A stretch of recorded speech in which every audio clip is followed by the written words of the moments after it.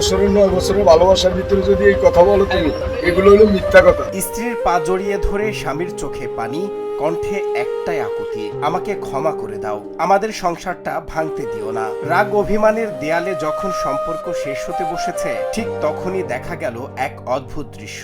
কোনো রাগ বা প্রতিশোধ নয়, সংসার বাঁচানোর এই কান্না ভেজানো আকুতি আজ ছুঁয়ে গেছে সবার হৃদয়। যদি বলে ওর জন্য আমি জীবনে দিতে রাজি আছি, ও বিশ্বাস করে না যে গাড়ির থেকে চাপ দিয়েছি, চলতি গাড়ির থেকে। স্বামীর নির্যাতন আর বুক ভরা কষ্ট সহ্য করতে না পেরে চোখের পানি মুছতে মুছতে অবশেষে থানার বারান্দায় এসে দাঁড়িয়েছেন স্ত্রী। কিন্তু সেখানে গিয়ে যা ঘটল তা অবিশ্বাস্য ঘটনা। যার বিরুদ্ধে এত অভিযোগ, সেই স্বামী আজ সব অহংকার ভুলে অপরাধীর মতো স্ত্রী পা জড়িয়ে ধরে কাঁদছেন, হাত জোর করে ভিক্ষা চাচ্ছেন একটুখানি ভালোবাসার।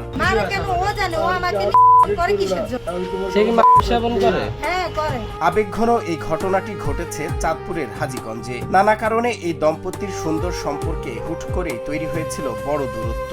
একদিকে স্ত্রীর মনে জমে থাকা বছরের পর বছর ধরে চলা অপমানের তীব্র ক্ষোভ, আর অন্যদিকে স্বামীর মনে সংসার হারানোর ভয়। থানা চত্বরেই যেন মুখোমুখি দাঁড়িয়ে গেল ভালোবাসা আর অভিমানের এক কঠিন যুদ্ধ। থানায় অভিযোগের পর সাধারণত যেখানে শুরু হয় মামলা হামলা, সেখানে এই গল্প মোড় নিল সম্পূর্ণ ভিন্ন দিকে। স্ত্রীর দাবি, নানা কারণে তাদের দেওয়ালে পিঠ ঠেকে গিয়েছিল।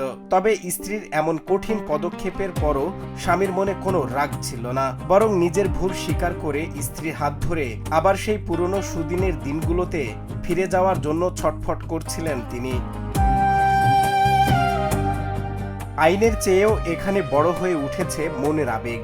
স্বামী চান পেছনের সবকিছু ভুলে নতুন করে আবার সংসারটা শুরু করতে, কিন্তু মনের ভেতরে জমে থাকা এতদিনের ভুল বোঝাবুঝির দেয়াল ভেঙে তারা কি পারবে আবারও এক ছাদের নিচে ফিরতে, নাকি এই অভিমান চিরদিনের জন্য আলাদা করে দেবে দুটি মানুষকে? সজল বিশ্বাস, নিউজ ডেস্ক, বাংলা টিভি।